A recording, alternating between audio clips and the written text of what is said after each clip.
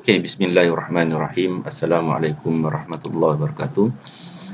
Jadi hari ini saya ada siang ni saya ada free sikit. Jadi saya nak update sikitlah, nak share sikit tentang technical analysis saya mengenai dua lah. Satu forex GBP USD, satu lagi WTI lah. Okey. Okey, kalau kita refer pertama tak apa, kita refer kepada WTI dulu. Kalau refer pada WTI ni, time frame M15, kalau kita tengok ni, okey, cuba kita fahamkan indikator yang saya bagi ni, indikator MACD, OSMA dengan stokastik. So ketiga-tiga indikator ni kita boleh buat sebagai rujukan confirmation. Okey. Okey, yang pertama semalam saya ada buat, cuba nanti kita belajar try gunakan yang ini, line merah ni kan. Line merah ni dinamakan dipanggil teknik line trend lah. Line trend. Okey, teknik line trend. Tapi tak apa. Yang ini sebagai kita punya teknik juga, tapi satu rujukan untuk buat kuat lagi confirmation kita. Okey. Jadi macam mana kita nak buat trend line ni? Kita mesti ambil daripada yang bawah ni. Yang bawah ni pergi kat pucuk bawah ni, tarik bawah sikit kan. Yang ini pergi kat bawah, yang paling bawah sekali. Antara level ni, contohnya kat support dia kita dah marking sini kan, 45.8 ke 85 lah lebih kurang sini. Lepas tu tarik mesti dia sentuh kat area sini. Kat yang sini. Yang ini kat sini. Refer dia kat sini, jadi ujung dia mesti sentuh kat bawah dia. Ini untuk kalau kita sedikit teknik apa line trend lah. Sentuh sini, okey, sini. Jadi selalunya kalau dia candlestick dah langgar bawah ni, dia akan langgar bawah ni kan.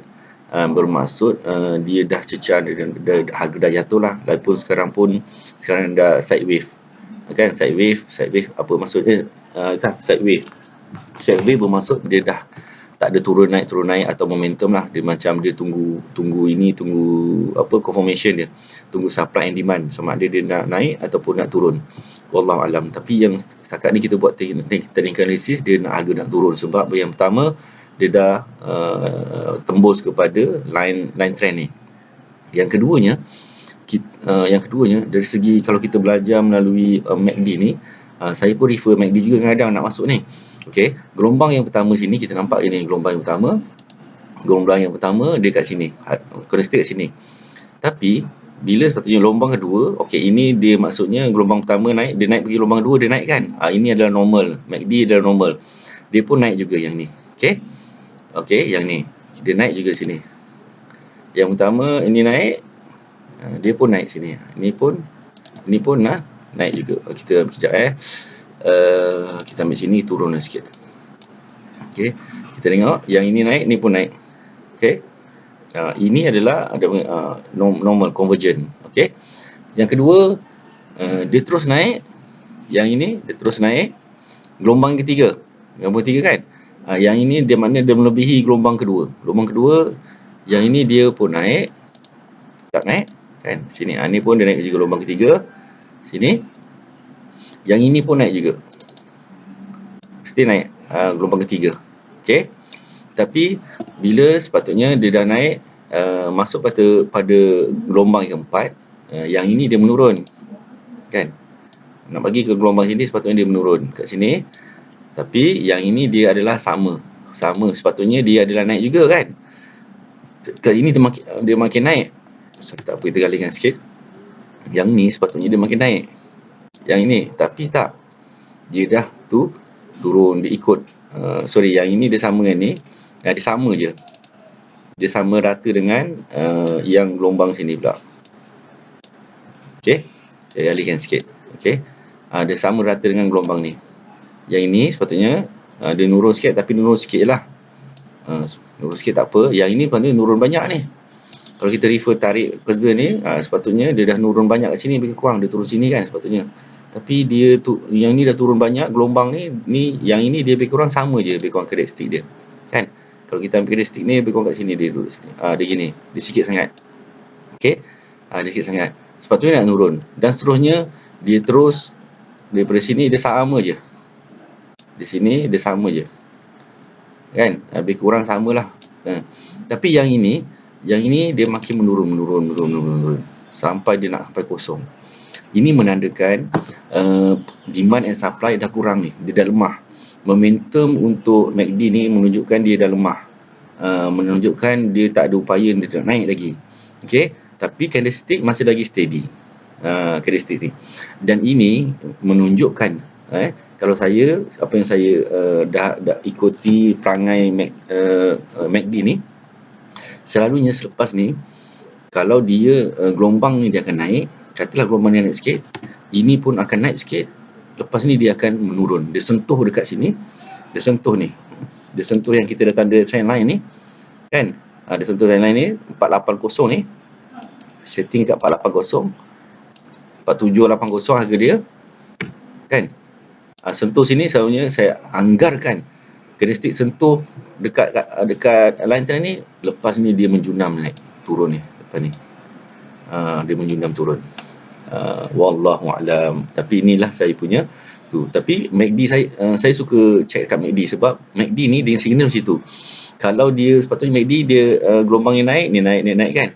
Tapi MACD nak signal dia tahu nak reversal, dia nak buat divergent, gelombang ni turun tapi candlestick kalau dia menegak atau dia naik menunjukkan itu signal, maknanya dia dah buat false signal. Bila dah buat false signal bermaksud dia akan turun. Dia naik sekejap, nanti lepas tu dia akan turun. Jadi bagi sesiapa yang dah masuk untuk buy tu, kalau cuba TP dekat 47.8 lah pada saya lah untuk selamat. Tapi kalau siapa yang masuk buy, macam itulah. Tapi ikut masing-masing. Okey. Tapi kalau nak masuk lepas ni, kita akan standby sell kat sini. Jadi kita kena standby sell. Okey, baru 6 minit kita masuk. Kalau dia lebih ni naik sikit kan. Kalau ni mesti tak turun, tapi ni naik juga, standby je kita sell limit kat sini. Letak je sell limit kat sini. Standby kat sini. Okey, sell limit kat dia.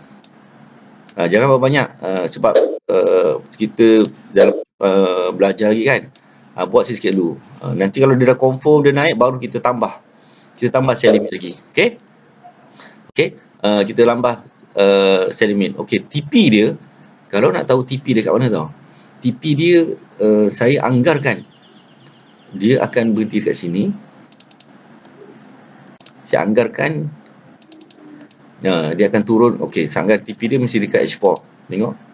Okey, H4, okey, dia mesti dekat sini 46.5. Dia akan turun pada 46.5 ataupun ni kat sini 465. 465. Okey, 465 kat situ. TP dia paling kuat dekat saya dekat situlah TP dia, ataupun dekat sini. Yang keduanya 46 je. Wallahu alam kan. Dia mungkin dekat TP dia akan turun sampai 46. Lepas tu cecah balik naik atas. Okey, yang keduanya confirmation saya kenapa nak kuat, cuba ni buka kepada stokastik. Okey, OSMA ni bila kita nak keluar masuk, tapi cuba refer kepada stokastik. Okey, stokastik ni, okey, kalau dekat M15 dia dah tinggi dah 90%. Bila 90%, kalau kita refer kat belakang, dia mesti gelombang stokastik ni akan turun jejak balik sini, baru dia naik balik. Dia akan turun naik biasalah, dia akan turun naik. Cuba refer nanti Yang keduanya, kalau refer dekat H1, dia dah maksimum ni dekat 90%. Macam tu, macam kita tengok sebelah ni. Kalau dia 90%, dia mesti turun. Harga mesti nak turun lagi. Nampak? Kan? Kalau kita tengok backtest lepas pun sama. Dia kalau 90% mula dia naik kan, dia mesti akan turun balik. Turun mesti jejak pada kosong. Dia macam tu, kita kena faham lah. Maksudnya kalau dia dah 90% kan, dia tunggu masa nak turun. Tengok, kalau MACD ni, yang pertama kita tengok kan, yang ini pula tengok ni. Kenapa saya cakap tadi, yang ini dia naik ni. Selagi dia ada gelombang naik, kadang-kadang dia jaga. Walaupun gelombang dia dah turun, kedua, dia nak naik lagi. Itu risiko lah kalau kita nak ikut MACD ni. Lepas tu, ini momentum sebenarnya dia momentum uptrend. Tapi kita refer sini, dia naik, ini normal. Dia naik normal. Yang kita nak cari sekarang, kadang-kadang susah sikit nak tunggu. Dia sepatutnya ni turun. Dia sepatutnya ini naik kan. Tapi yang ini gelombang ni turun. Dan ini adalah signal untuk menandakan kalau kita masuk sell kat sini, sell sini, dia menunjukkan dia nak turun lah. Sini adalah menunjukkan dia nak candlestick nak turun. Kalau turun pun berapa pips sini kita tengok. Okey.